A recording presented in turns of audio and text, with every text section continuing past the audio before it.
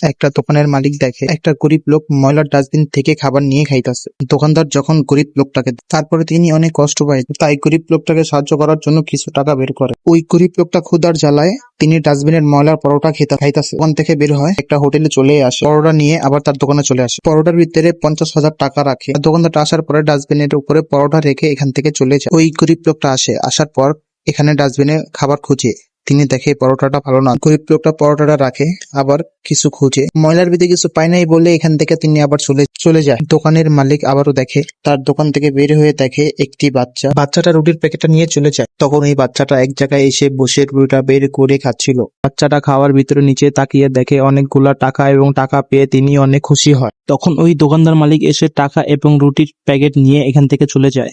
বাচ্চাটা অনেক কষ্ট পায়। দোকানদারটা এসে আবারও এই গরিব লোকের হাতে রুটিটার প্যাকেটটা হাতে দেয়। এই রুটির প্যাকেটটা তোমার, আপনার জন্য আমি অনেক দোয়া করব। ভিডিওটা ভালো লেগে থাকে তাহলে অবশ্যই আমার চ্যানেলটাকে সাবস্ক্রাইব করে।